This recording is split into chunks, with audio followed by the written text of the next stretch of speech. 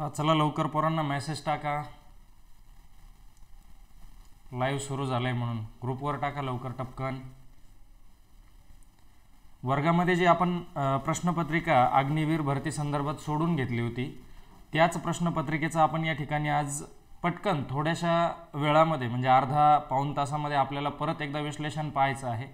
ज्यांना कोणाला गणित समजले नसतील त्यांच्यासाठी मी पुन्हा एकदा हा यूट्यूबवर हा व्हिडिओ लाईव्ह घेत आहे आणि त्याच्यानंतर तो अपलोड झालेलाच राहील, म्हणजे नंतर तुम्ही कधीही तो पाहू शकता. वेगवेगळ्या पद्धतीचे काही गणित असतात जे लवकर मुलांना काही समजत नाहीत, मग ते तुम्हाला नंतर कधीही पाहता यावेत या दृष्टीने आपण जे काही प्रश्नपत्रिका आहे त्या प्रश्नपत्रिकांचं सोल्युशन आपण या ठिकाणी आपल्या चॅनलवर टाकणार आहे. त्याच्यामुळे मित्रांपर्यंत तुम्ही ही लिंक पाठवा तुमच्या, आणि ज्यांना कुणाला भरती व्हायचं असेल त्यांच्यासाठी आपण ही काही सिरीज चालू करतो यूट्यूबच्या माध्यमातून. प्रश्नपत्रिकांचं सोल्युशन जे घेतोय त्याचा तुम्हाला चांगला फायदा होईल पहा. हो प्रतीक सांगळे क्वेश्चन पेपर सोडून देतोय बाबा. निखिल जाधव जय हिंद भाऊ. बाकीच्यांना सांगा पटकन मेसेज, आपला जो ॲप्लिकेशनवर ग्रुप आहे त्या ॲप्लिकेशनवर तुम्ही मेसेज टाका पटकन चॅटबॉक्समध्ये सुरू झाले लेक्चर म्हणून. कारण बऱ्याच जणांना काही गणित समजत नसतील, काही प्रश्न जर समजले नसतील वर्गामध्ये जे आपण सोल्युशन घेतलं त्याचं, तर या ठिकाणी पुन्हा तुम्हाला एक आपल्याकडं आहे संधी.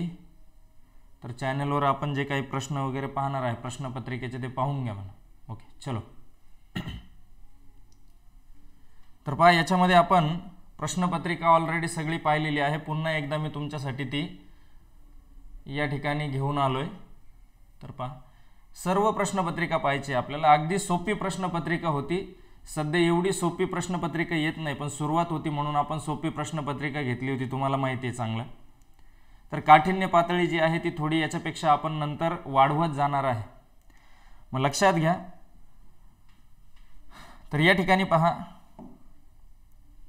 प्रश्न दिलेले आहेत प्रश्नपत्रिकेमध्ये. कोणते प्रश्न होते तुमच्याकडे?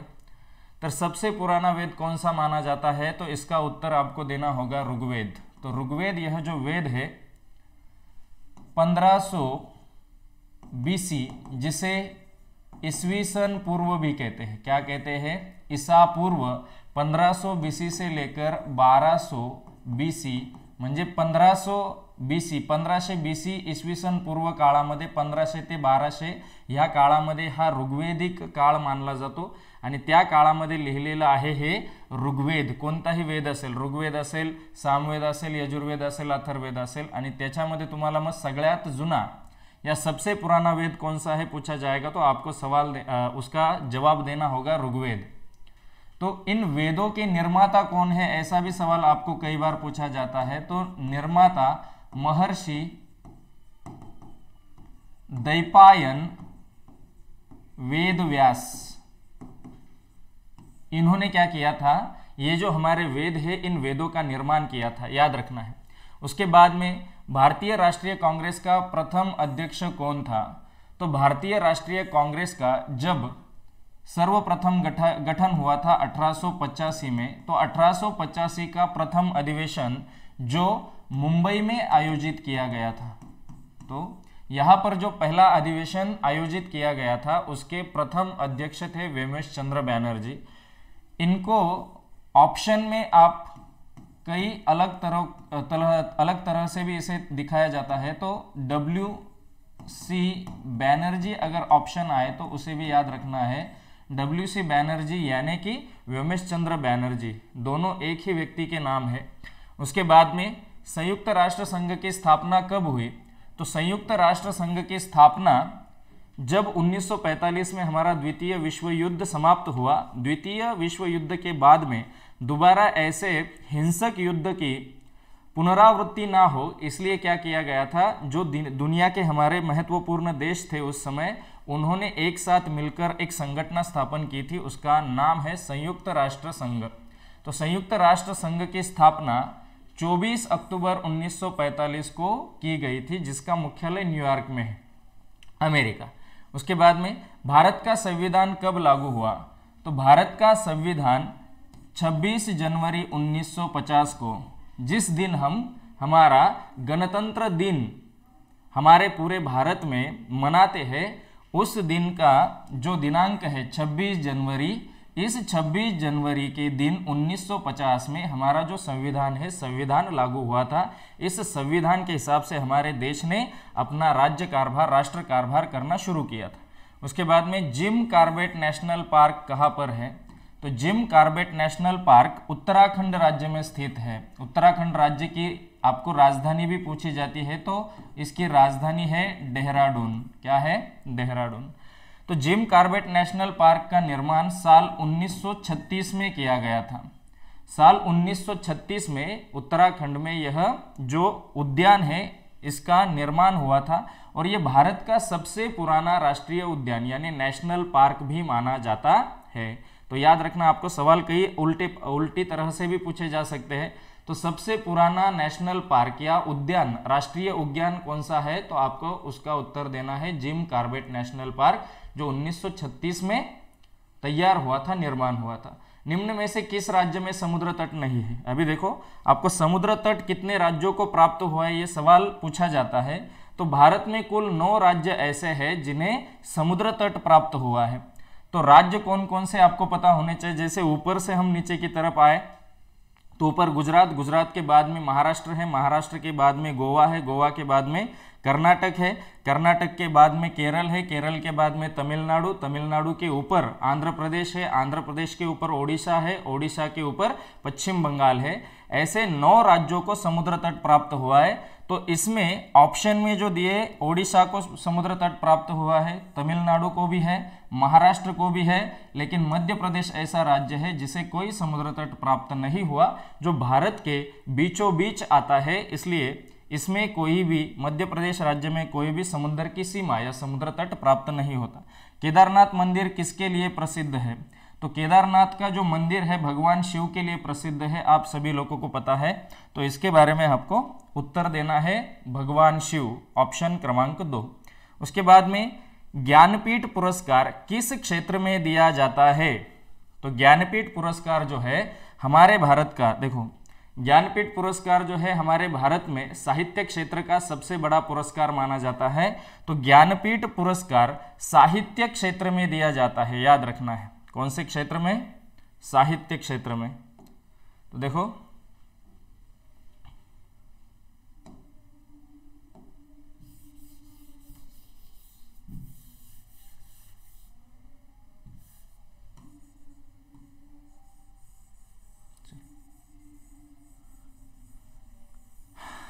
पुढे कोणता प्रश्न होता आपला? ज्ञानपीठ पुरस्कार किस क्षेत्र में दिया जाता है? तो ज्ञानपीठ पुरस्कार साहित्य के क्षेत्र का एक सबसे बड़ा पुरस्कार है। तो साहित्य क्षेत्र में ज्ञानपीठ पुरस्कार दिया जाता है। आपको ऑप्शन देना है साहित्य, और इसकी शुरुआत भी आपको कई बार पूछी जाती है। तो 1961 में यह जो पुरस्कार है, यह पुरस्कार दिया गया था। आवाज क्लिअर येतोय? बाकीच्यांनी कमेंटमध्ये सांगा बरं मला, काय अडचण असेल। जर तुमची क्वालिटी व्यवस्थित दिसत नसेल तर तुमच्या यूट्यूबमध्ये जाऊन सेटिंगमध्ये क्वालिटीचा ऑप्शन असतो पहा, त्याच्यामध्ये रिझोल्यूशन थोडंसं वाढवून घ्या। रिझोल्यूशन जर तुम्ही हाय केलं तर तुम्हाला चांगली क्वालिटी पाहायला मिळेल पहा। प्रश्न दिसताय? माझा आवाज क्लिअर येतोय? मला कमेंटमध्ये सांगा बरं पटकन एकदा मस्त।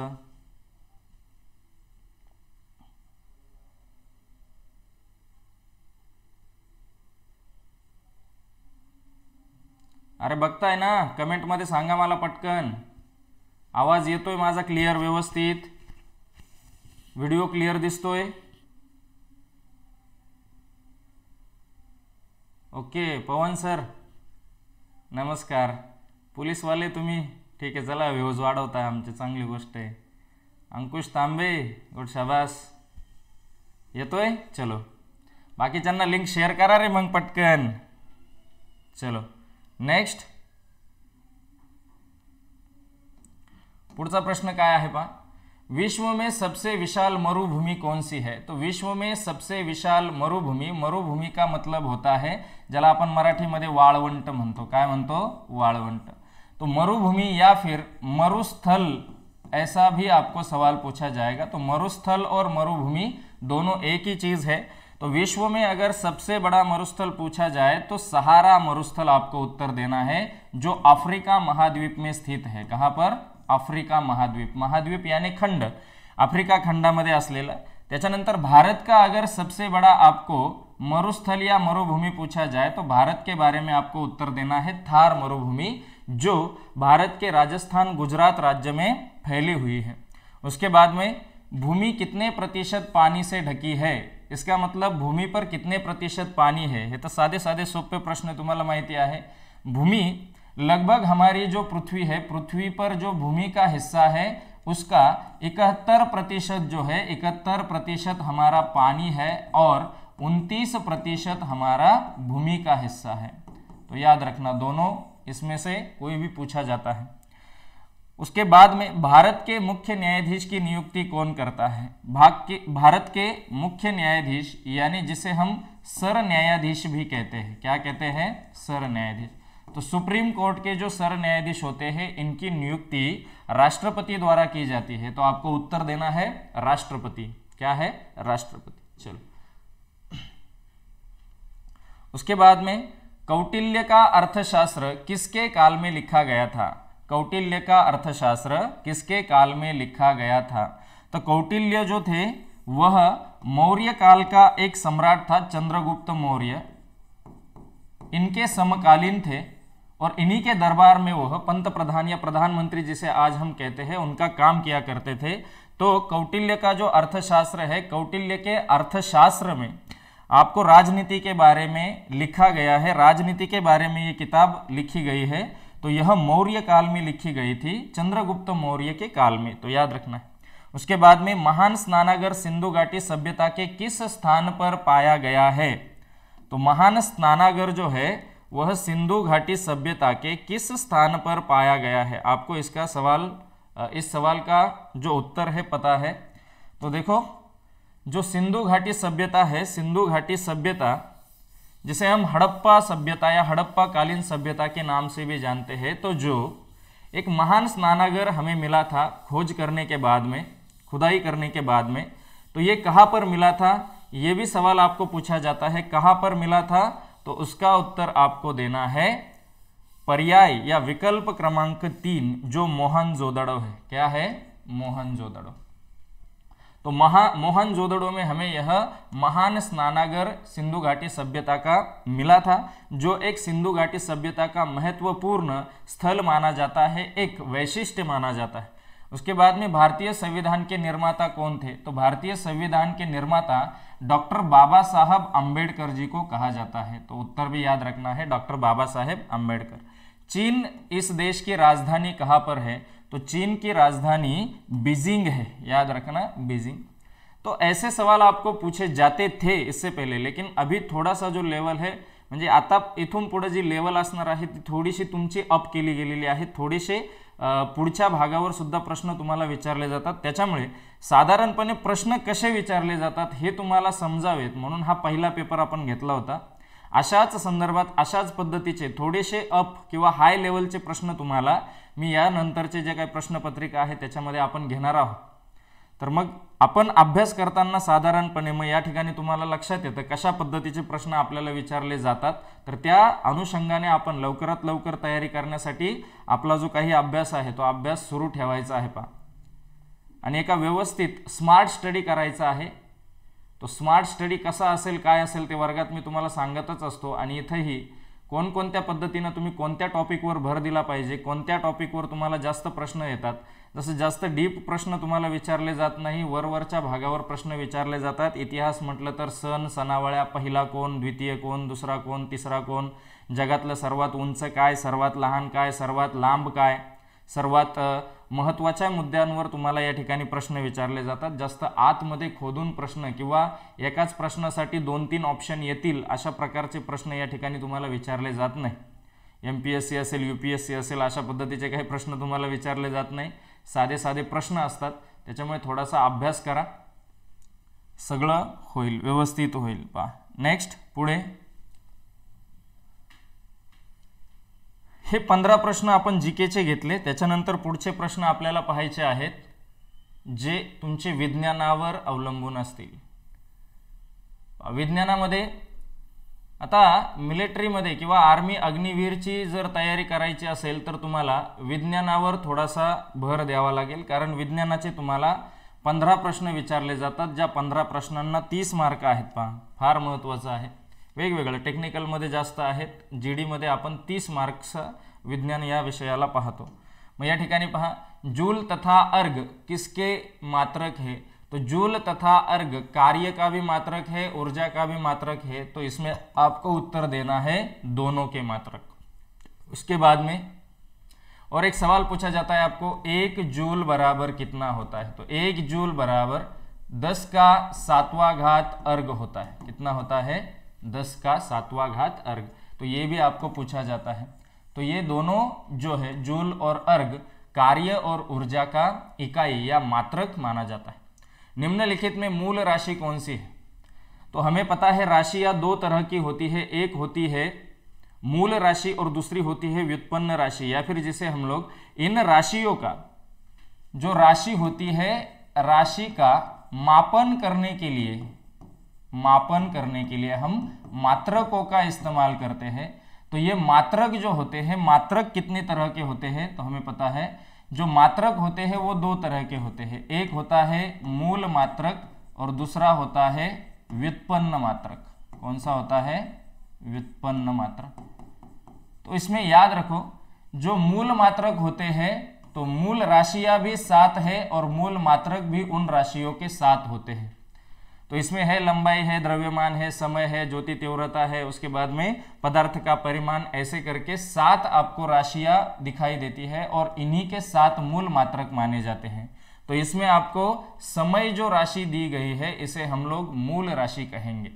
हमने राशियां पढ़ी हुई है, वर्गामध्ये आपण ते प्रकरण शिकलेलो आहे, तुम्हाला माहिती आहे राशि कोणकोणत्या आहेत. मग लंबाई आहे, उसमें लंबाई होगा, द्रव्यमान होगा, समय होगा, उसके बाद में उसमें द्रव्यमान हो गया, उसके बाद में पदार्थ का परिमाण होता है, ज्योति तीव्रता होती है, ऐसे करके 7 राशियां हैं. 7 राशियों में आपको 7 मूल मात्रक भी दिखाई देते हैं. तो इसमें आपको ऑप्शन दिया है समय, तो समय आपकी मूल राशि है. दूध को मथने से इसमें से क्रीम अलग हो जाती है, इसका क्या कारण है? तो अपकेंद्रीय बल, अभिकेंद्रीय बल, गुरुत्वाकर्षण बल, त्वरण. तो जहां पर भी वृत्ताकार गति होती है तो उसमें एक तो 2 बल होते हैं. एक वृत्त की केंद्र की तरफ लगने वाला बल जिसे हम अभिकेंद्रीय बल कहते हैं, और वृत्त के केंद्र से, यानी की वृत्त की केंद्र की तरफ लगने वाला म्हणजे केंद्राच्या दिशेनं जे बल लागलं जातं त्याला अभिकेंद्रीय बल म्हणतात. आणि वृत्ताच्या म्हणजे वर्तुळाच्या केंद्राकडून बाहेरच्या दिशेनं जे बल लावलं जातं त्याला म्हटलं जातं अपकेंद्रीय बल. तो आपको अभिकेंद्रीय बल और अपकेंद्रीय बल के उदाहरण पूछे जाते हैं. तो अभिकेंद्रीय बल में आपको सड़क का मोड़ याद रखना है. सड़क का मोड़ एक किनारे पर उठा हुआ होता है, इसका मतलब है वह किस वजह से अभिकेंद्रीय बल वहां पर लग जाए इसलिए. और अपकेंद्रीय बल ज्याच्यामध्ये आपण पहा लोणी बनवताना, दही बनवताना घरामध्ये आपली रवी विसळली जाते, तेव्हा रवी विसळताना जे बल आहे ते बल किंवा जे तुमचं लोणी असेल, दूध असेल, ते ह्या भांड्याच्या बाहेरच्या दिशेनं जाताना आपल्याला पाहायला मिळतं. म्हणजे तिथं बल जे आहे ते आतून बाहेरच्या दिशेने जिथं बल लावलं जातं त्याला म्हणायचं अपकेंद्रीय बल. तो दूध को मतने से इसमें से क्रीम अलग हो जाती है, इसका कारण क्या है? तो अपकेंद्रीय बल है. इसमें और एक आपको उदाहरण पूछा जाता है. दूसरा उदाहरण होता है कपड़ा सूखने की मशीन. तो कपड़ा सूखने की मशीन, इसमें भी कौन सा बल कार्यरत होता है? तो अपकेंद्रीय बल होता है. अभिकेंद्रीय बल में आपको उदाहरण याद रखने हैं. सड़क का मोड़ एक बाजू से या एक किनारे पर उठा हुआ होता है. और दूसरा मुद्दा है मौत का कुआं. तो मौत के कुएं में जो गाड़ी किनारे पर चलती है उस पर कौन सा बल लगा होता है? तो मौत के कुएं में चलने वाली जो गाड़ी होती है उसमें भी अभिकेंद्रीय बल लगा होता है, मौत का कुआं. उसके बाद में अगला है, देखो सूर्य का ताप किसके द्वारा मापा जाता है? तो सूर्य का ताप पायरोमीटर तापमापी से नापा जाता है. जहां पर भी बहुत ज्यादा मात्रा में या बहुत भारी मात्रा में जहां पर तापमान होता है वहां पर तापमान मापन करने के लिए पायरोमीटर तापमापी का इस्तेमाल होता है। जैसे कि सूर्य का जो सतह होती है, सूर्य की सतह का लगभग जो तापमान होता है 6000 डिग्री सेल्सियस होता है। तो इतने बड़े ज़्यादा मात्रा में अगर उष्मा होगी, तापमान होगा, तो उसका तापमापन करने के लिए हमेशा पायरोमीटर तापमापी का इस्तेमाल होगा। तो सूर्य का ताप मापने के लिए पायरोमीटर तापमापी का इस्तेमाल होता है, याद रखना। प्रकाश का वेग ध्वनि के वेग से ज्यादा है या कम है, अधिक है या कम है, तो प्रकाश का वेग ध्वनि के वेग से अधिक होता है। हमें पता है प्रकाश का वेग 3 गुना 10⁸ मीटर प्रति सेकंड होता है और ध्वनि का वेग हवा में यानी वायु में, गैस में 332 मीटर प्रति सेकंड होता है। तो ध्वनि के वेग से काफी ज्यादा मात्रा में हमें प्रकाश का वेग देखने को मिलता है। चलो, उसके बाद में निम्न में से कौन सा भौतिक परिवर्तन का उदाहरण है? निम्न में से कौन सा भौतिक परिवर्तन का उदाहरण है? देखो एकदम याला इरेज करतो।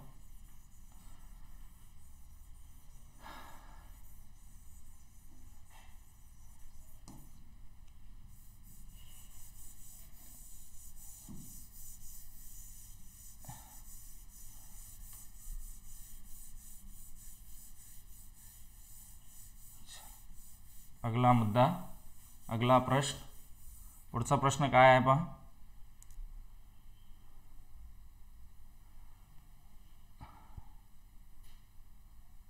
निम्न में से कौन सा भौतिक परिवर्तन का उदाहरण है? निम्न में से कौन सा भौतिक परिवर्तन का उदाहरण है? आता परिवर्तन दोन प्रकारचे होत असतात, एक असतं भौतिक परिवर्तन आणि दुसरं असतं रासायनिक परिवर्तन। तो भौतिक परिवर्तन किसे कहेंगे और रासायनिक परिवर्तन किसे कहेंगे? साध्या सोप्या भाषेमध्ये तुम्हाला एकदा उदाहरणातून सांगतो। भौतिक परिवर्तन कशाला म्हणायचं? ज्याच्यामध्ये एका पदार्थाची स्थिती बदलल्यानंतर आपल्याला पूर्ववत जी काही तिची सुरुवातीची स्थिती होती तिचा काही भाग किंवा काही प्रमाणामध्ये आधीच्या स्थितीमध्ये ती वस्तू आपल्याला पाहायला मिळते, तेव्हा त्या ठिकाणी भौतिक परिवर्तन झालेलं आहे असं म्हणायचं। आणि जेव्हा आधीची जी स्थिती होती ती स्थिती रासायनिक बदलांमुळे नंतर वस्तू बदलली जाते, वस्तूमध्ये झालेला बदल हा जो आपल्याला बदल पाहायला मिळतो, त्या बदलाच्या नंतर आपल्याला आधीची जी वस्तूची अवस्था होती ती पुन्हा पाहायला मिळत नाही। म्हणजे थोडक्यात पहा, भौतिक परिवर्तन याच्यामध्ये उदाहरण तुम्हाला दिलेलं आहे, मोम का पिघलना, यह जो है यह एक भौतिक परिवर्तन है। म्हणजे तुम्ही जेव्हा मेणबत्ती पेटवता, मेणबत्ती पेटवल्यानंतर काही काळानंतर मेणबत्ती संपल्यानंतरही आपल्याला मेणबत्तीच्या शेवटी बुडाशी आपल्याला काही मेण साचलेलं दिसतं। म्हणजे जशी आधी मेणबत्ती होती तिच्यातलाच पदार्थ आपल्याला पुन्हा पिघळल्यानंतर सुद्धा काही प्रमाणामध्ये पाहायला मिळतो, याला म्हणायचं भौतिक परिवर्तन। पण जसं आम का पकना या फिर फलों का पकना, फलों का पकना, आता फळ पिकल्यानंतर एकदा का फळ पिकलं कि त्याच्यामध्ये आपल्याला माहिती आहे रासायनिक बदल झालेला असतो, उसमें रासायनिक बदलाव आता है जिसे हम जैव रासायनिक बदलाव कहते हैं। मग ह्या प्रकारच्या बदलामध्ये आपल्याला एकदा का फळ पिकलं की त्याच्यानंतर आपल्याला त्याचं कच्चं जे स्वरूप होतं, सुरुवातीचं जे स्वरूप होतं ते पुन्हा पाहायला मिळत नाही।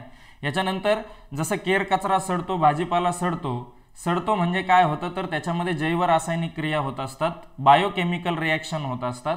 मग त्या बायोकेमिकल रिएक्शन झाल्यानंतर आपल्याला तो आधीचा असलेला भाजीपाला त्याचं सडलेलं रूप पाहायला मिळतं। मग त्या सडलेल्या भाजीपाल्यात आपल्याला त्याची आधीची जी अवस्था होती किंवा चांगला जो भाजीपाला होता ती अवस्था परत कोणत्याही स्वरूपात पाहायला मिळत नाही। मग अशा पद्धतीने भौतिक आणि रासायनिक जे बदल आहेत ते लक्षात ठेवायचे। भौतिक बदल म्हणजे एकदा का त्या वस्तूची स्थिती बदलली तर त्याचं जे सुरुवातीची स्थिती होती त्या स्थितीमध्ये आपल्याला तो पदार्थ थोड्याफार प्रमाणामध्ये पाहायला मिळतो, परंतु केमिकल किंवा रासायनिक बदल झाल्यानंतर असे आपल्याला पदार्थ पुन्हा आधीच्या स्थितीमध्ये होता ती स्थिती परत मिळत नहीं।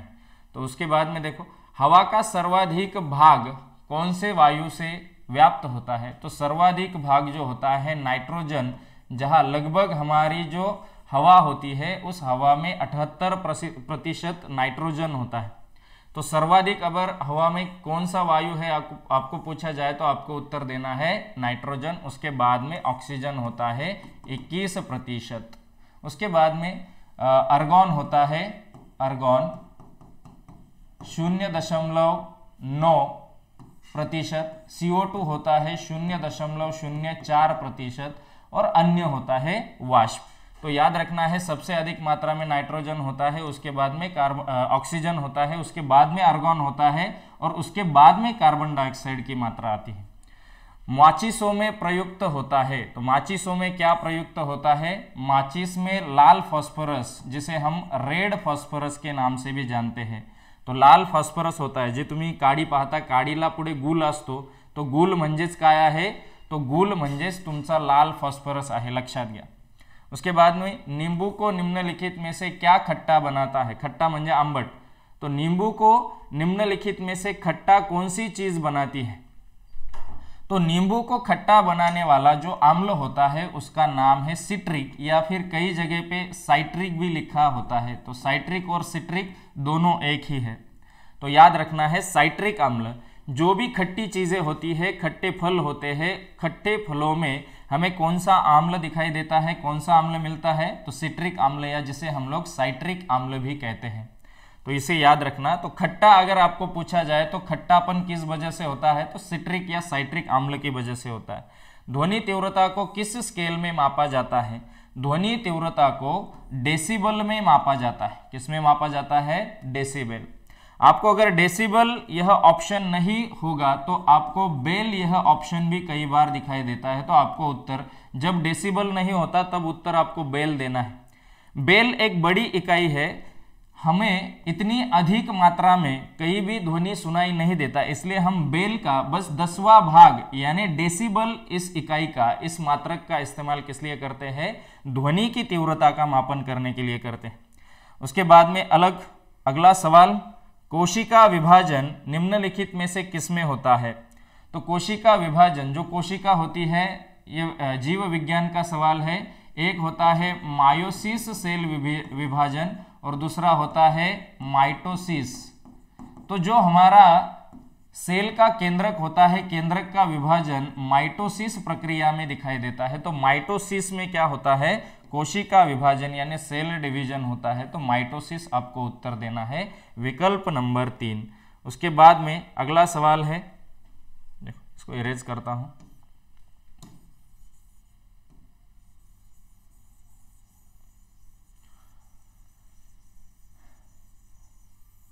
अगला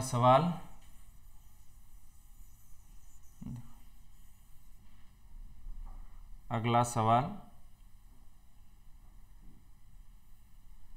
सूर्य का प्रकाश कौन सा विटामिन उत्पन्न करता है? तो सूर्य का प्रकाश कौन सा विटामिन उत्पन्न करता है?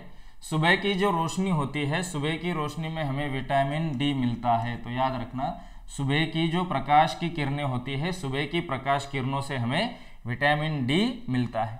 उसके बाद में प्लेग की बीमारी किससे फैलती है?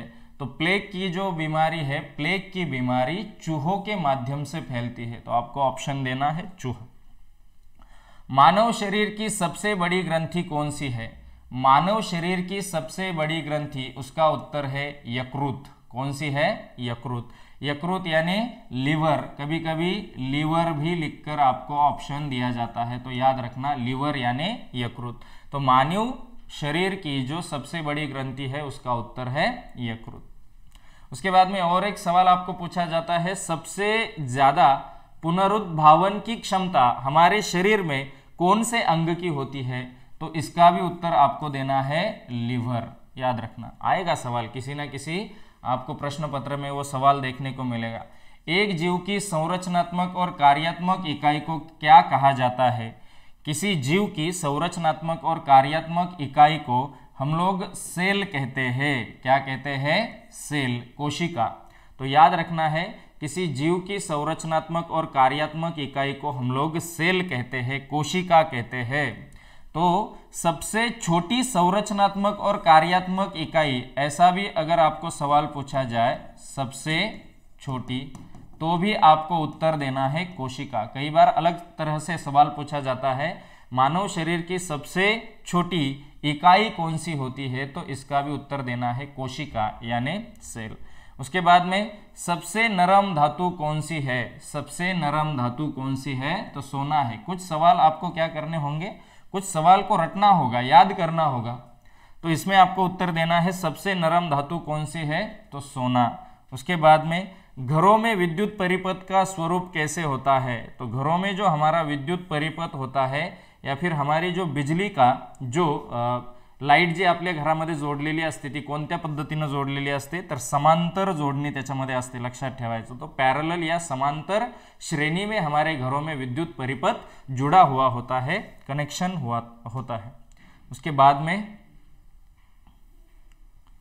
H1N1 क्या है, क्या है सवाल अगला, H1N1 क्या है, तो H1N1 यह एक विषाणु का नाम है जो स्वाइन फ्लू, किसके, स्वाइन फ्लू के विषाणु का नाम है। तो याद रखना है स्वाइन फ्लू यह जो बीमारी है इस विषाणु का नाम होता है H1N1।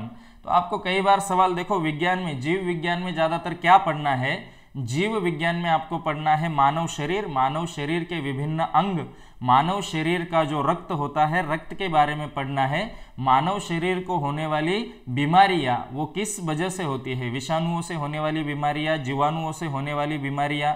उसके बाद में विटामिन, विटामिन के नाम क्या होते हैं, यानी जीवन सत्व, जीवन सत्व के नाम क्या होते हैं, विटामिन के नाम क्या होते हैं, उनका रासायनिक नाम क्या होता है, और किस विटामिन की कमी की वजह से कौन सी बीमारी होती है या फिर कौन सा रोग जडता है, ऐसे सवाल आपको पूछे जाएंगे।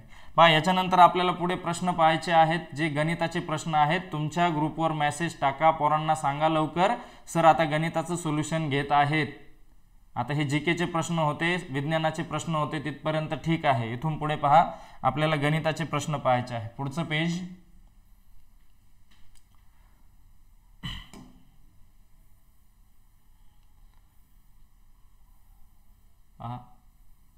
अजून विज्ञानाचे एक दोन प्रश्न आहे त्याच्यामध्ये। पानी का अधिकतम घनत्व किसमें होगा, तो पानी का जो अधिकतम घनत्व होता है 4 डिग्री सेल्सियस पर होता है, इसे भी याद रखो, 4 डिग्री सेल्सियस पर पानी का सर्वाधिक घनत्व होगा। तो जो हम आपेक्षिक घनत्व ढूंढते हैं वो भी किसी भी वस्तु का, किसी भी चीज का अगर हमें आपेक्षिक घनत्व ढूंढना होता है तो वो पानी के सर्वाधिक या अधिकतम घनत्व के हिसाब से इसकी तुलना में हम वह जो भी वस्तु आपको पूछी जाएगी उसका आपेक्षिक घनत्व ढूंढा जाता है। तो पानी का अधिकतम घनत्व आपको पता होना चाहिए 4 डिग्री सेल्सियस। ज्यादा दूर वाली फोटोग्राफी किसके द्वारा सुसाध्य बनाई जाती है, तो ज्यादा दूर वाली जो फोटोग्राफी है वो प्रकाश की, किसकी मदद से, प्रकाश की मदद से सुसाध्य की जाती। यदि क्रय मूल्य, देखो गणिताला सुरुवात झाली लवकर, पुढे तुमच्याकडे प्रश्नपत्रिका असेल, प्रश्नपत्रिका ज्यांच्याकडे नाही त्यांनी आपला टेलिग्राम चॅनल जो आहे तो जॉईन करून घ्या। टेलिग्रामवर तुम्हाला प्रश्नपत्रिका पाहायला मिळेल किंवा ॲप्लिकेशन डाउनलोड करा, त्या ॲप्लिकेशनवर तुम्हाला प्रश्नपत्रिका पाहायला मिळेल। म्हणजे प्रश्नपत्रिकांचं जे इथं सोल्युशन होतं ते तुम्हाला निदान सोडवता येईल, पाहता येईल। प्रश्नपत्रिका तुमच्या समोर असली तर तुम्हाला त्याचं उत्तर पाहता येईल। इथं जरी प्रश्न दिसले नाही, छोट्या अक्षरात जरी असतील तरी। चला पुढे पटकन मित्रांनो, अरे तुमच्या ग्रुपवर सांगितलंय का तुम्ही सर सोल्युशन घेताय म्हणून?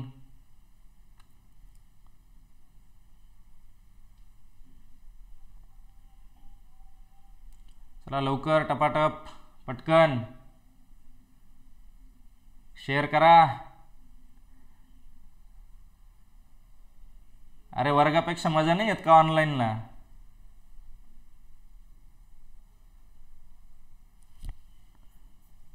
चलो ठीक आहे, मजा येत नसली तरी आपल्याला शिकायचं आहे, ऐकत राहावं लागेल, बघत राहावं लागेल। लाईक करा पटापट मस्तपैकी। चलो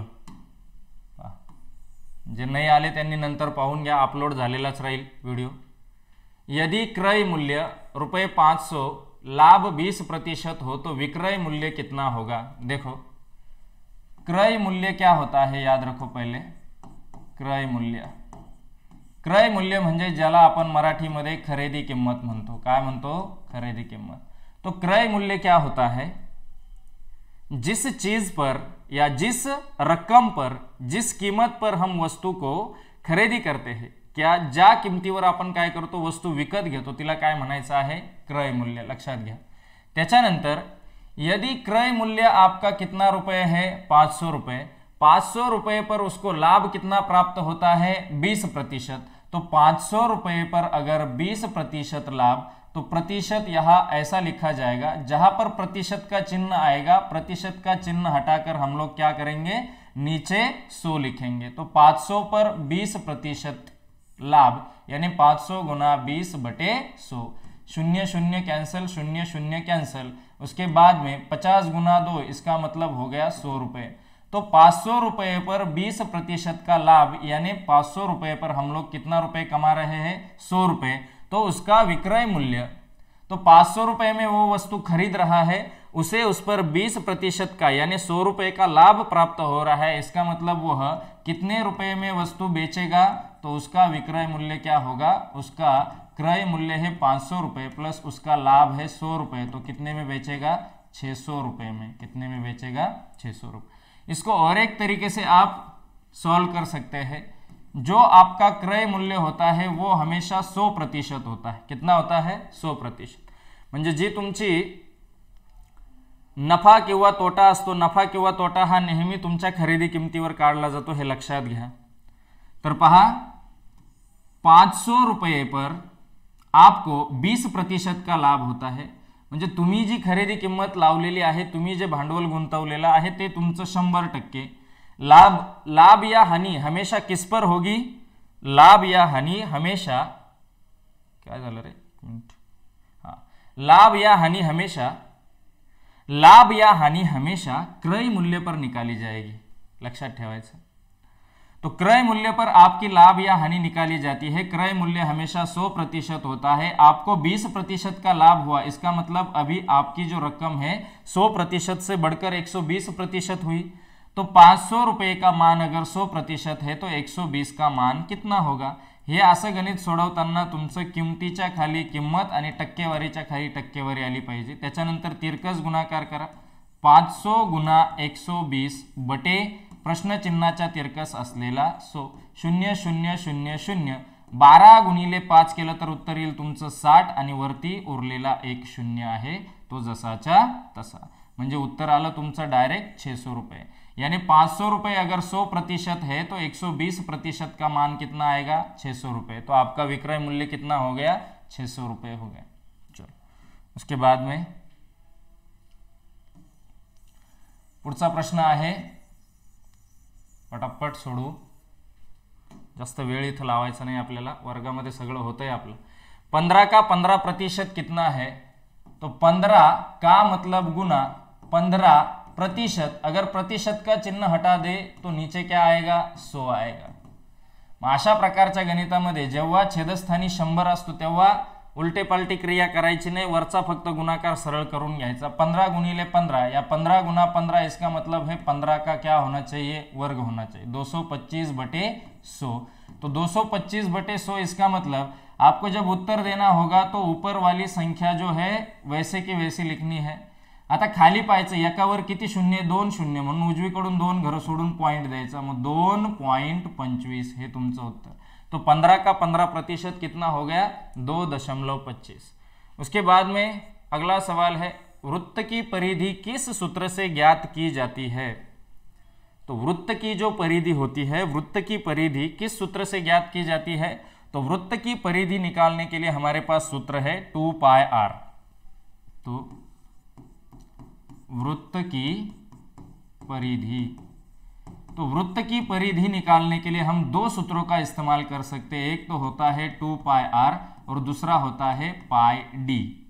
ये क्यों लिखा, तो ये आपको पता है, एक तो r माने आपकी त्रिज्या है और d मतलब आपका व्यास है।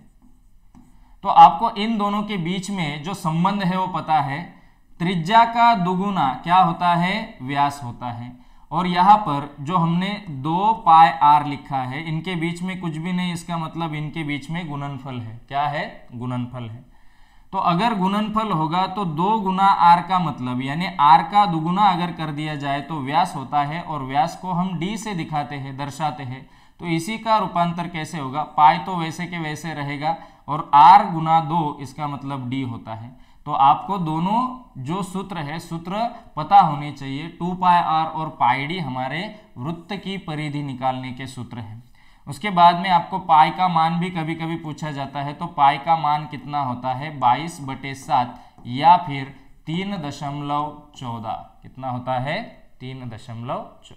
चलो नेक्स्ट पुढचा प्रश्न आहे 0.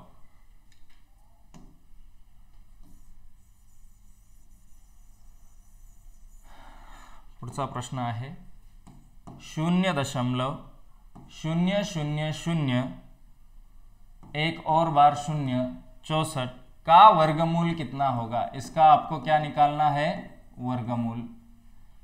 तो देखो किसी भी दशमलव भिन्न का अगर आपको वर्गमूल निकालने के लिए पूछा जाए तो जाहिर सी बात है जहां पर आपको संख्या दिखाई दे उस संख्या का वर्गमूल निकाले। 64चं वर्गमूल किती आहे 8 आहे। मग या ठिकाणी एक गोष्ट लक्षात घ्यायची, पॉइंट नंतर एकूण अंक कितने अंक है 1 2 3 4 5 6। अगर यह आपकी वर्ग संख्या है, वर्ग संख्या में अगर दशमलव भिन्न के बाद में 6 अंक है तो आपके वर्गमूल में इसके आधे अंक आने चाहिए। कितने आने चाहिए आधे। तो याद रखो 64चं वर्गमूळ 8। मग इथं जर पॉइंट नंतर 6 अंक असतील तर इथं तुम्हाला 3 घरं सोडावे लागतील। हा एक घर ऑलरेडी तयार झालं, हे दुसरं घर, हे तिसरं घर, नंतर पॉइंट 0.008 हे काय येईल तुमच्या ह्या संख्येचं वर्गमूळ। मग तुमचं उत्तर काय यायला पाहिजे पर्याय क्रमांक 3 0.008। जर तुम्हाला अशा ठिकाणी घन संख्या दिली असेल और किसी घन संख्या का आपको घनमूल निकालना होगा तो उसमें बस याद रखना है जैसे यहां पर 2 अंकों के लिए 1 अंक छोड़ा जाता है, तो घन संख्या का घनमूल निकालने के लिए 3 अंकों के लिए घनमूल में 1 अंक छोड़ा जाएगा। इसको याद रखना है। उसके बाद में अगला सवाल है एक समकोण त्रिभुज जिसे राइट एंगल ट्रायंगल जिसे हम लोग मराठी में काटकोण कहते हैं। तो सवाल है एक समकोण त्रिभुज का एक कोण 50 अंश है तो तीसरे कोण का माप क्या होगा। आता इथं समकोण म्हणजे काय, समकोण म्हणजे इथं तुम्हाला सरळ प्रश्नामध्ये दिलं राइट एंगल ट्रायंगल ज्याला आपण मराठीमध्ये काटकोण म्हणतो। काय म्हणतो काटकोण। और समकोण त्रिभुज का एक कोण हमेशा 90 डिग्री का होता है।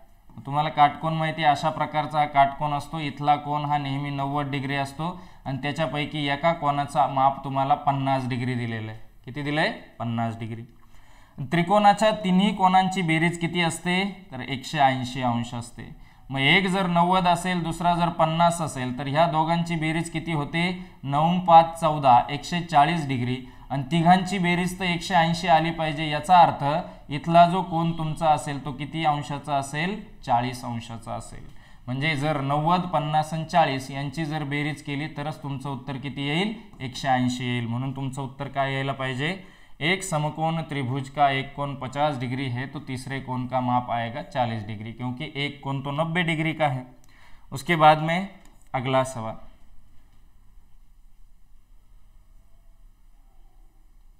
क्षयकांग गुड शाबास सौरव कापडी 40 पुढे चला।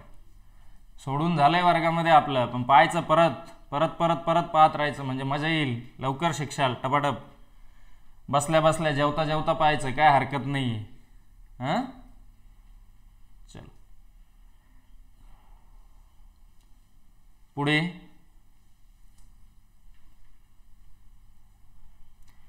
8% की दर से 2 वर्ष के लिए 5000 रुपये पर साधारण ब्याज कितना होगा। चला सांगा बरं पटकन। साधारण व्याज म्हणजे सरळ तुमचं गणित जे आहे ते शेकडेवारी ज्याला आपण हिंदीमध्ये प्रतिशत म्हणतो। तो साधारण ब्याज का सवाल आपके प्रतिशत के ऊपर निर्भर करता है, फक्त प्रतिशत टक्केवारी दूसरा काहीच नाही। ओके तो पहा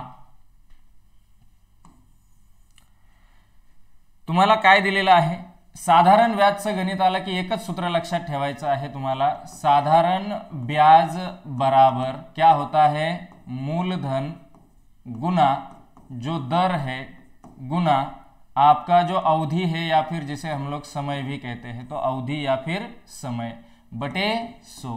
कारण दर हा टक्क्यामध्ये असतो म्हणून टक्क्याचं चिन्ह आल्यानंतर भागिले तुमचा 100 आलाच पाहिजे, म्हणून 100, बाकी वेगळं काही नाही. तो साधारण ब्याज निकालना है. आपको बताया गया है कितनी राशि उसने ली है, 5,000 रुपये. तो बँकेमधून आपण जी काही रक्कम उधार घेतो, कर्जाने घेतो, ती घेतलेली रक्कम म्हणजे तुमचं काय असणार आहे, तर तुमचं मूलधन असतं, लक्षात ठेवा. तो आपका मूलधन देखो, मूलधन है आपका 5,000 रुपये. 5,000 रुपये पर आपको हर साल ब्याज लगेगा 8% की दर से, और 8% म्हणल्यानंतर भागिले 100 आलंच पाहिजे. आणि असं हे व्याज किती वर्षांसाठी चालणार आहे तुम्हाला सांगितलंय गणितात, 2 वर्षांसाठी, म्हणजे 2 वर्षांसाठी. तर झाली मांडणी तीच. तो ब्याज कितना होगा, साधं सिंपल 0 0 0 0 कॅन्सल. 8 आणि 5चा गुणाकार केला, 8 पंचे 40 आणि वरचा एक 0, परत वरचा गुणिले 2 बाकी राहिलेला आहे. 400 दुने 800 रुपये. तो आपको ब्याज कितना देना होगा, 800 रुपया आपको ब्याज देना है. चलो गुड, शाबाश. आकाश वाघ, निखिल जाधव, शाबाश शाबाश, गुड. नेक्स्ट, साधे सोपे प्रश्न होते एकदम. पुढे पहा, निम्नलिखित में से कौन सी संख्या अभाज्य नहीं है. आता याच्यामध्ये अभाज्य नहीं है इसका मतलब क्या पूछा है आपको, भाज्य है. अभाज्य नहीं है इसका मतलब आपको पूछा है कौन सी संख्या भाज्य है. तर इथं तुम्हाला ह्या प्रश्नामध्ये 2 पर्याय दिले होते, त्याच्यामुळे दोन्ही पर्याय तुम्हाला बरोबरच द्यावे लागतील. पहिला पर्याय आहे 33 आणि त्याच्यानंतर 57.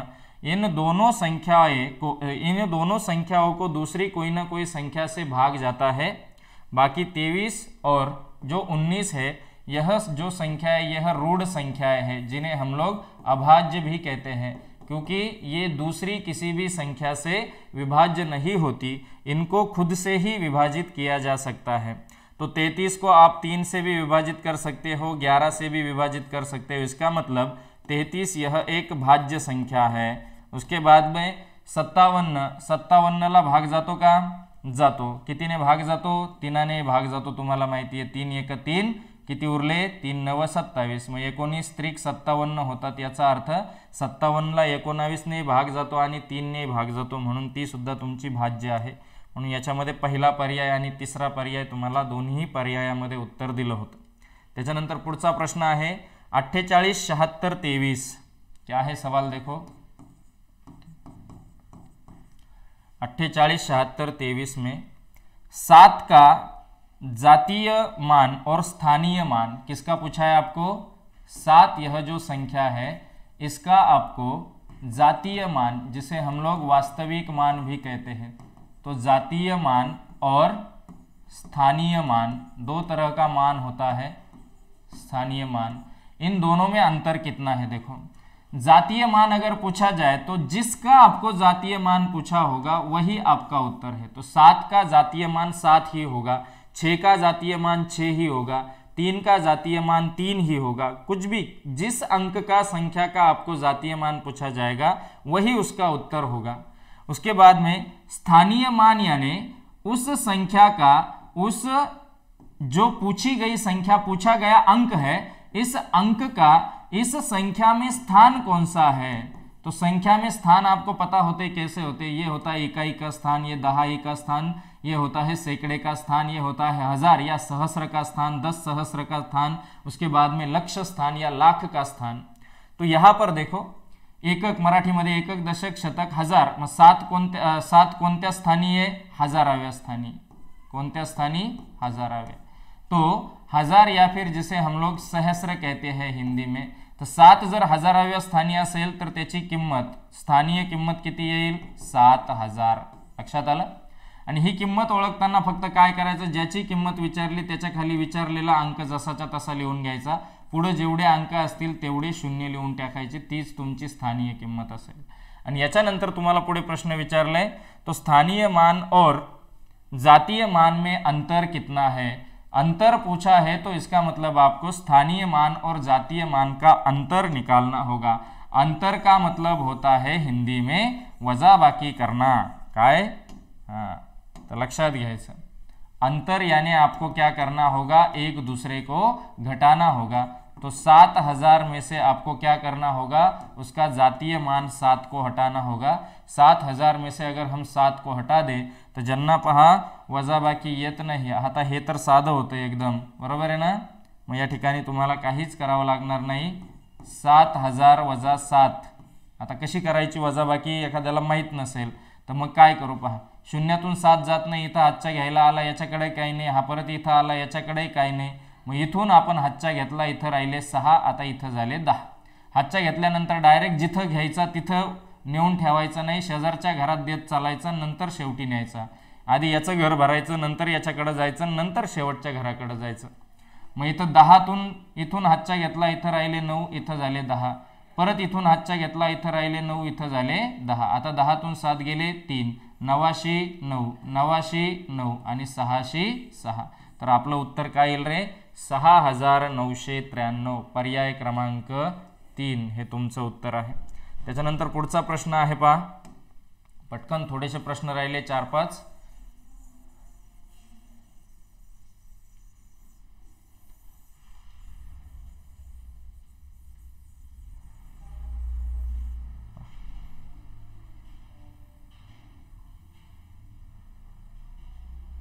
चलो, काय पुढचा प्रश्न, 1 सही 25/144, 1 सही 25/144 का वर्गमूल क्या होगा। इसका अगर आपको वर्गमूल निकालना होगा तो सबसे पहले आपको क्रिया करनी है, अगर सही बटे के रूप में आपको कोई संख्या दी गई हो, कोई भिन्न दी गई हो, या अंश आणि छेदाच्या स्वरूपातील संख्येला म्हणतात भिन्न, मराठीमध्ये आपण त्याला म्हणतो अपूर्णांक। तो ऐसी भिन्न के बारे में आपको क्या करना होगा, देखो इन दोनों का पहले आपको गुणनफल करना होगा, 1 गुना 144। इनका गुणनफल निकालने के बाद जो ऊपर वाली संख्या है इसको आपको इसमें मिलाना होगा, बटे जी आहे ती 144 जशीच्या तशी।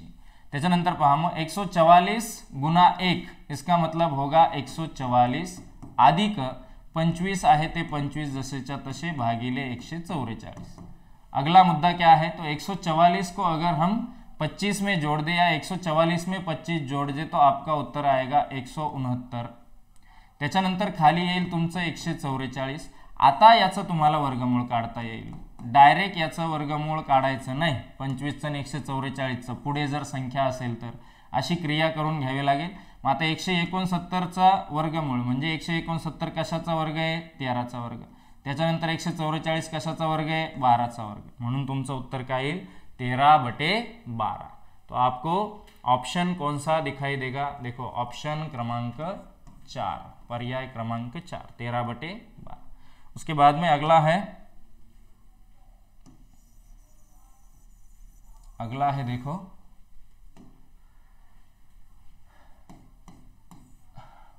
वर्गमूल में 0.01 प्लस फिर से वर्गमूल चिन्ह के अंदर 0.0064। आता जेव्हा वर्गमुळात वर्गमूळ असा तुम्हाला प्रश्न दिलेला असतो तेव्हा सगळ्यात आधी आतल्या वर्गमूळाचं उत्तर काढायचं। मग तुम्हाला मगाशीच सांगितलं पॉइंटच्या संख्येचं वर्गमूळ कसं काढायचं, मग 64चं वर्गमूळ काय आहे, 8 आहे जसंच्या तसं। मग आता पॉइंट नंतर इथे एकूण अंक किती ते मोजायचे, 1 2 3 4, किती आहे 4 अंक। मग वर्ग संख्येमध्ये जर पॉइंट नंतर 4 अंक असतील तर वर्गमुळात त्याच्या निम्मे म्हणजे किती घ्यायचे, 2 घ्यायचे। मग इथं 8 ऑलरेडी आहे, एक घर, हे दुसरं घर, पॉइंट 0.08 हे झालं याचं वर्गमूळ।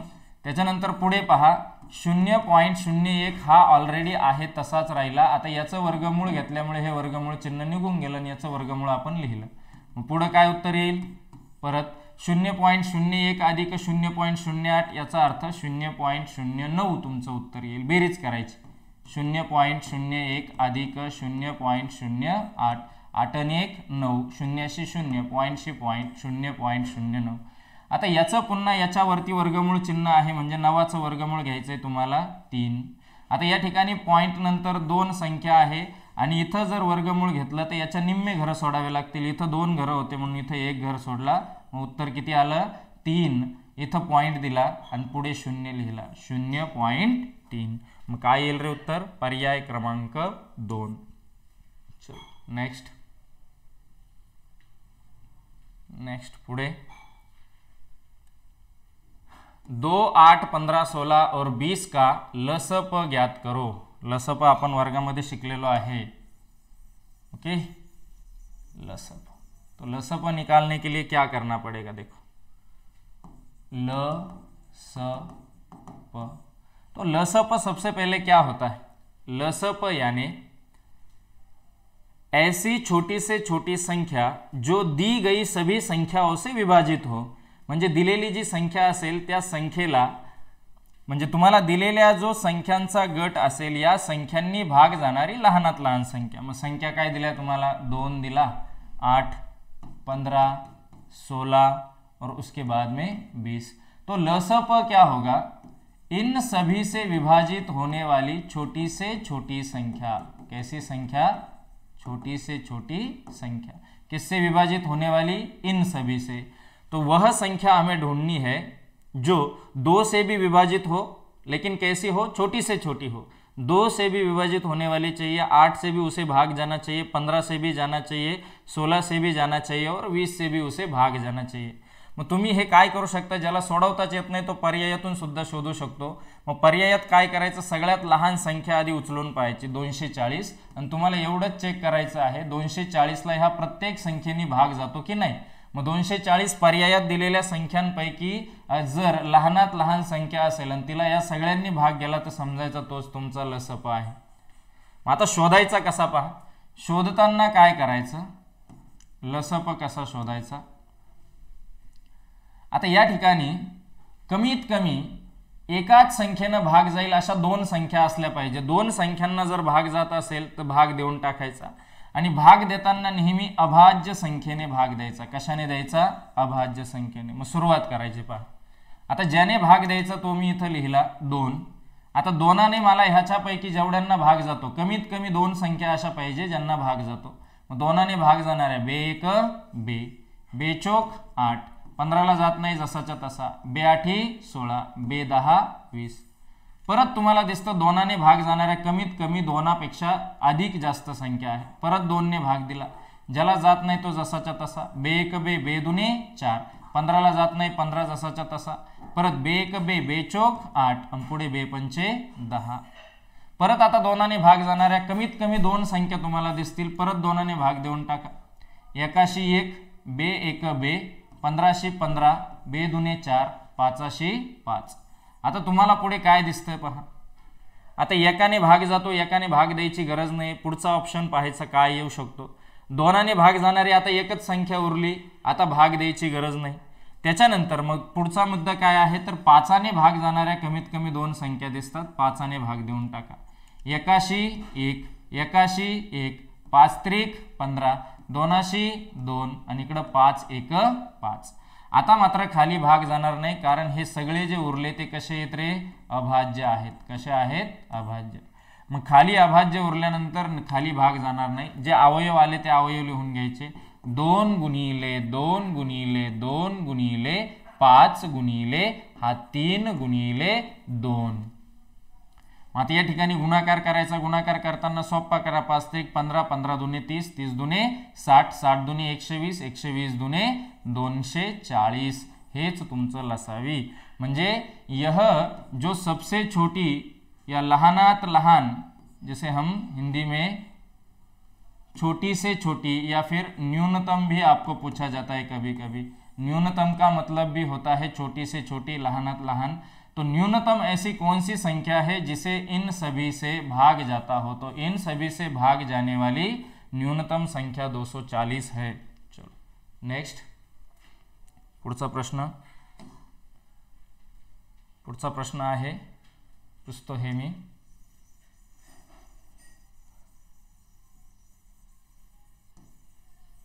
पुढचा प्रश्न,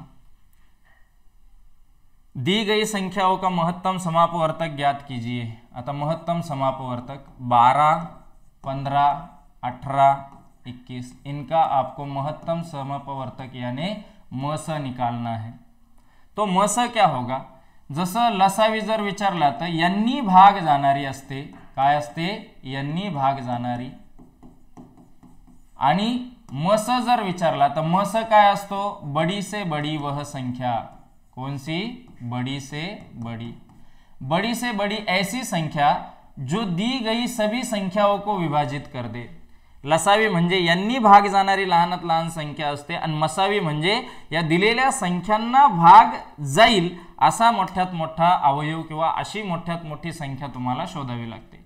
मग या ठिकाणी मसप शोधण्यासाठी एकदम सोपी गोष्ट आहे पा 12, 15, 18, 21 अच्छा। जर तुम्हाला एकदम लहान लहान संख्या दिल्या, छोटी छोटी संख्या अगर होगी तो आपको सबसे पहले देखना है उन संख्याओं में सबसे कम अंतर वाली संख्या कौन सी है। आता इथं डायरेक्ट तुम्हाला सरळ तीनाचा पाडा दिला म्हणजे विचार करायची गरजच नाही। इथं तुमची जी संख्या आहे, इथं गॅप तुमचा 3चा, परत इथंही 3चाच आहे आणि इथंही 3चाच आहे, तो कम से कम अंतर जो है आपका वो 3 है और इस अंतर से बस आपको देखना है कि भाग होगा कि नहीं। 3 से 3 ने 12ला भाग जातो, 15ला जातो, 18ला जातो आणि 21ला जातो। याचा अर्थ जो आपका मस होगा, मस हमेशा आपकी दी गई संख्याओं में जो छोटी से छोटी संख्या होगी उससे छोटी संख्या आपका मस आएगी। इससे बड़ी संख्या कभी भी आपका मस नहीं हो सकती, कारण 12ला जर भाग देणारी संख्या असेल तर ती 12 पेक्षा लहानच असेल, 12 पेक्षा मोठ्या संख्येने 12ला भाग जाणार नाही। मग या ठिकाणी लक्षात घ्यायचं, मस आपका क्या होगा, जो दी गई संख्या होगी उससे छोटी संख्या आपका मस आएगी।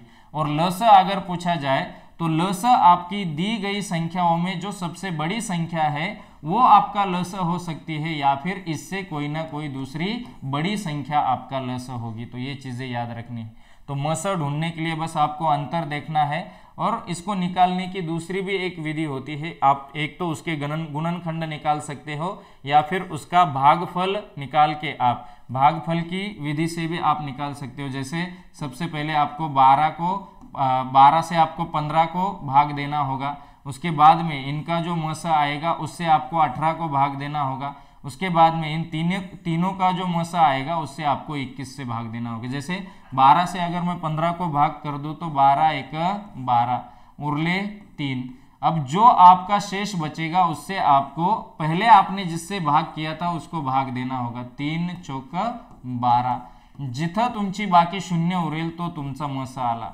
इसका मतलब इन दोनों का मस तो 3 आया, फिर आपको पता है कि 3 से 18 को भी भाग जाता है और 21 को भी भाग जाता है, तो यही आपका क्या होगा, मस होगा। तो देख, तो मस निकालने की एक विधि होती है। चलो उसके बाद में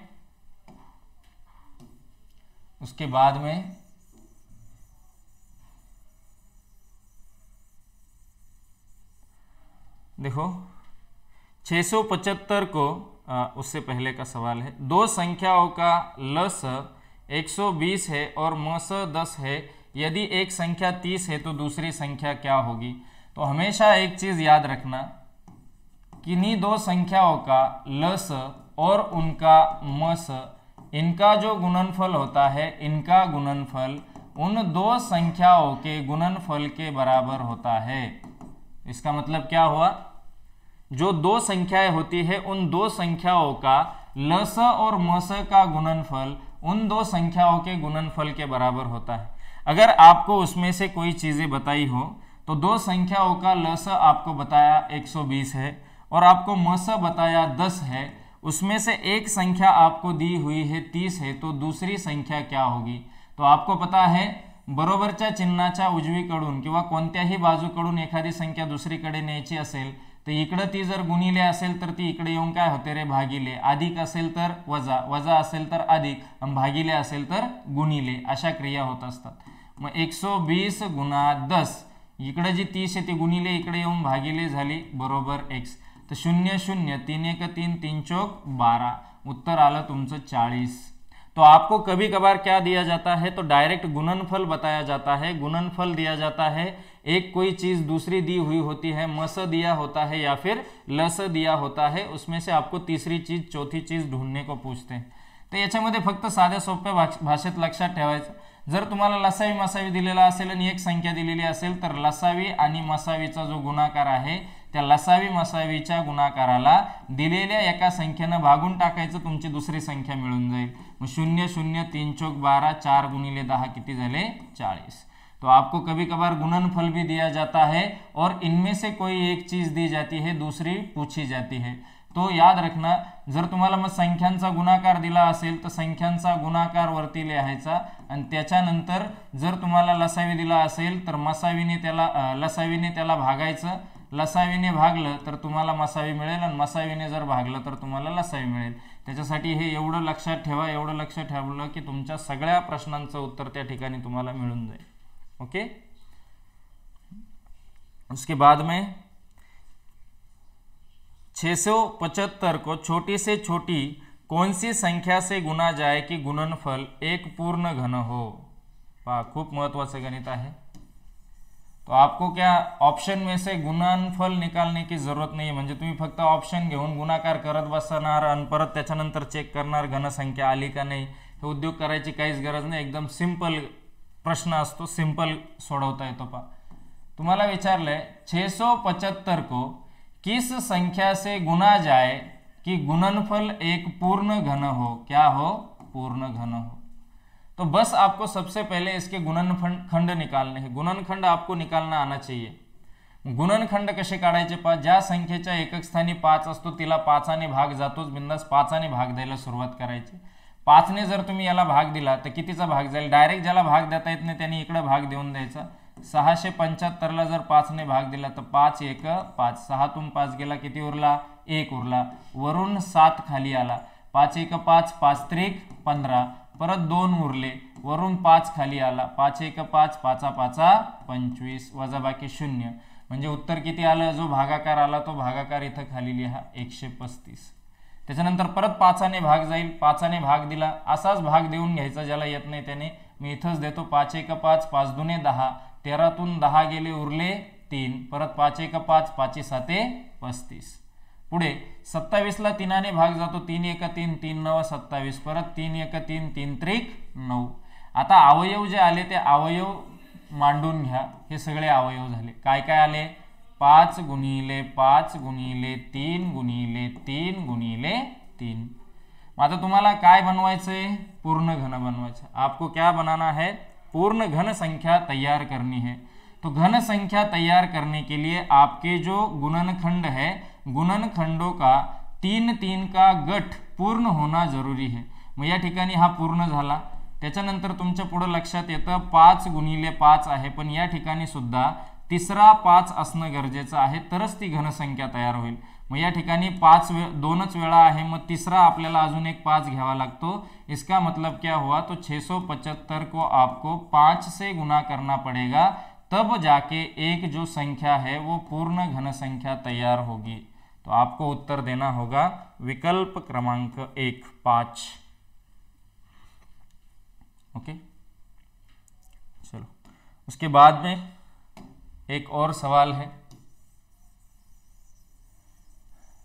एक और सवाल देखो, 0.0000 कितनी बार है? 3 2 5 और 1। इसका आपको घनमूल पूछा है। खूप बेसिक गणित या प्रश्नपत्रिकेत टाकले होते पहा, कारण बेसिक जर माहित असेल तरच पुढे काहीतरी उपयोग होतो, बेसिक जर माहित नसेल तर मग उपयोग होणार नाही। ओके, चलो तो देखो 0.0000। पवन झा भाई कहाँ से हो आप? सर आप कौन सी क्लास को पढ़ा रहे हो? भाई अग्निवीर की क्लास को पढ़ा रहा हूं।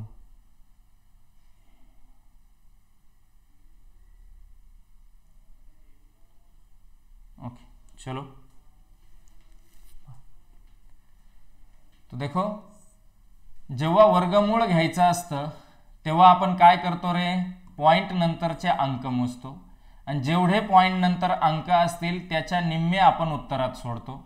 आता घनमुळामध्ये लक्षात ठेवायचं, वर्गमुळामध्ये वर्ग म्हणजे 2चा संबंध आहे।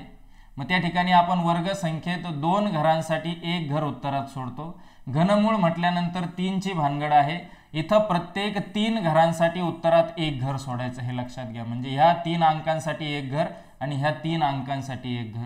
मग या ठिकाणी 1 या संख्येचा आधी तुम्हाला घनमूळ लिहावं लागेल। 1 चं घनमूळ 1 आणि त्याच्यानंतर पुढे पहा, पॉइंट नंतर इथं किती अंक आहे? 6 अंक, म्हणजे इथं तुम्हाला प्रत्येक 3 अंकांसाठी एक घर सोडायचं आहे. मग इथं 3 3 असे 2 गट तयार होतात, म्हणून 2 घरं सोडून द्या. पहिलं घर हे ऑलरेडी आहे, दुसरं घर तयार केलं शून्याचं, इथं दिला 0.0.01. मग तुमचं उत्तर काय येईल? पर्याय क्रमांक 2 0.01.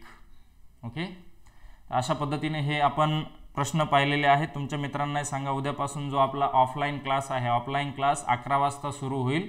पोलीस भरतीची बॅच सकाळी सुरू होईल 8 ते 11 आणि तुमची 11च्या नंतर बॅच राहील. त्याच्या मागचं कारण असं आहे की तुम्हाला जास्तीत जास्त वेळ देता यावा. जास्तीत जास्त वेळ जर तुम्हाला देता आला तर तुमचा अभ्यास जास्त होईल आणि निकालही चांगला मिळेल. त्याच्यामुळे आपण तुमचा टायमिंग 11 वाजता केलेला आहे. ओके, चलो. मग हा व्हिडिओ तुम्ही परत पाहून घ्या. तुम्हाला एखादा प्रश्न कळाला नसेल किंवा फावल्या वेळामध्ये तुमच्याकडे जेव्हा रिकामा वेळ असतो त्या रिकाम्या वेळामध्ये तुम्ही हे जे काही प्रश्न आहेत ते प्रश्न परत पाहत चाला, म्हणजे बऱ्याच गोष्टी तुमच्या क्लिअर होत चालतील. तर चला, तोपर्यंत अभ्यास करा. परत उद्याची प्रश्नपत्रिका होईल. उद्याची प्रश्नपत्रिका आपण वर्गामध्ये सोडवून घेणारच आहोत आणि त्याच्यानंतर तुमच्यासाठी पुन्हा एकदा मी यूट्यूबवर पुन्हा लेक्चर अपलोड करेल. ऑनलाईन लाईव्ह लेक्चर आपण घेऊ, म्हणजे 2 वेळा पाहिल्यानंतर तुम्हाला ते प्रश्न कसे सोडवायचे ते अधिक चांगल्या पद्धतीनं समजून येईल. आणि जे काही विद्यार्थी ऑनलाईन असतील, फक्त ऑनलाईनच ज्यांना पाहायचं असेल तर तेही मोस्ट वेलकम आहे. त्यांनी सुद्धा जर चॅनल पाहत राहिले तर तुम्हालाही त्याचा निश्चितच फायदा होणार आहे मित्रांनो. चला तर मग रजा घेतो. भेटूया पुन्हा एकदा उद्याची प्रश्नपत्रिका घेऊन किंवा याच्यानंतर जी प्रश्नपत्रिका होईल तिचं सोल्युशन घेऊन पुन्हा आपण एकदा ऑनलाईन लाईव्हच्या माध्यमातून तुमच्यापर्यंत पोहोचू. तोपर्यंत टेक केअर, अभ्यास करा आणि आपलं ध्येय साध्य करण्याचा प्रयत्न करा. चलो बाय बाय.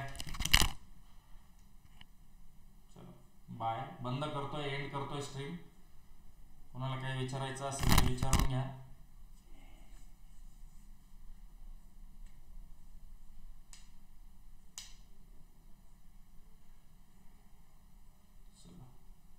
ठीक आहे.